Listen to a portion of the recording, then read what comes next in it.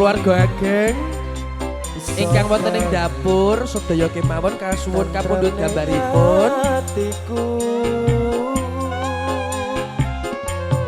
Biyen nate janji Nuwun sewu Kakung Polo kasuwun dipun gambut gambaripun. Semoga Kakung Polo saged gambut gambaripun matur kanca-kanca.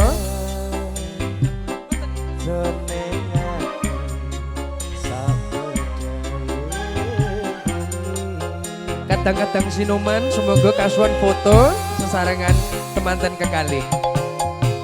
Kadung koyo ngene saiki piye karepe. Hey! Iyo Malah nirake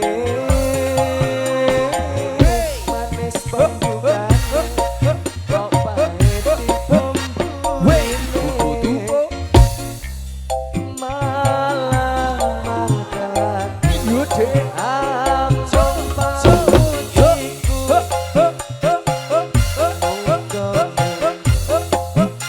hey ra ono bedo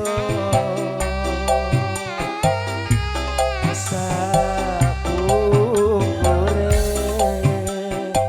gon mulu ora kondo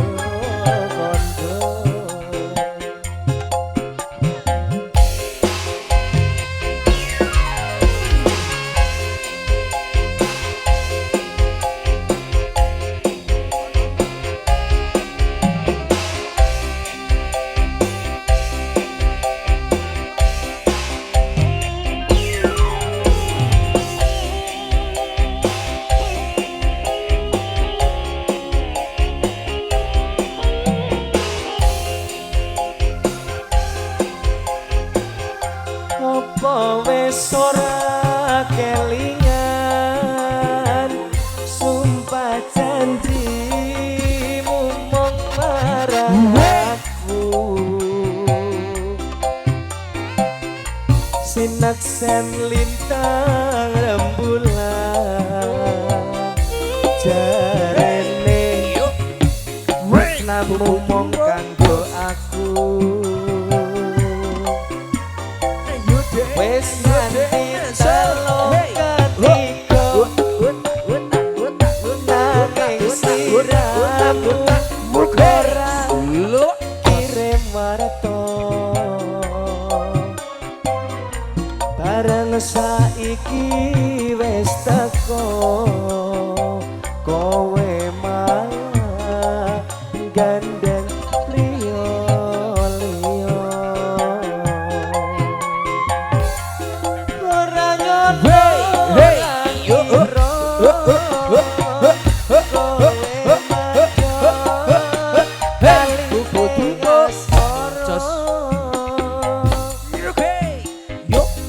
tresnaku kang tulus suci rambut jaga malah mbok plencani opo pancen wis nasibku kudu bisa karo sliramu senadyan bojone ati nanging aku ra bisa nggon jati lilo ati wis senadyan batin ku keloro-loro nanging aku ra kuwowo mergo ati ku wis kepacut tresno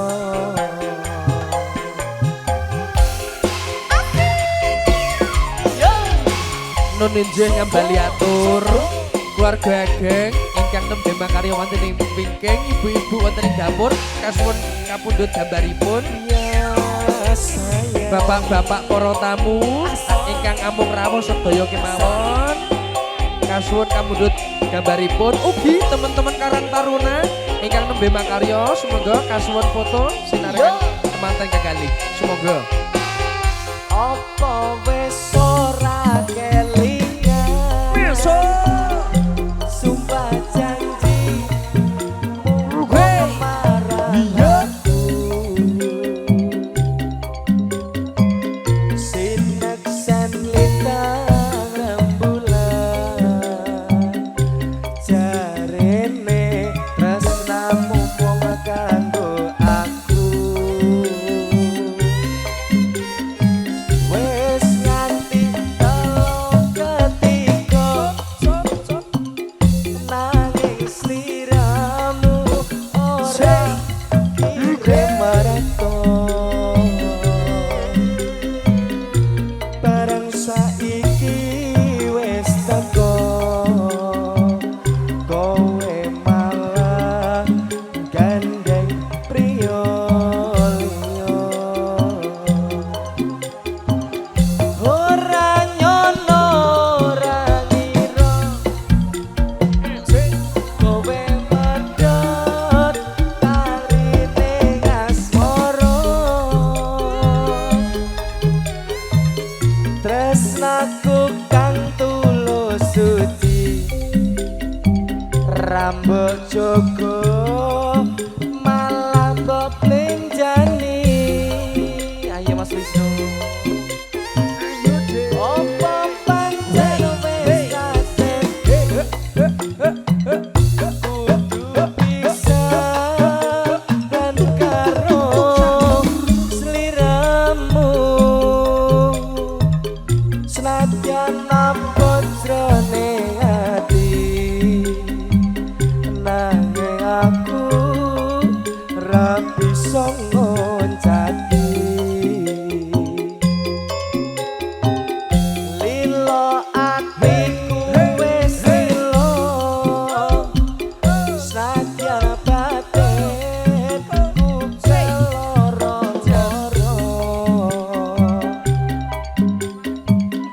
nanging aku ragu mergo ati wis kepacut tresno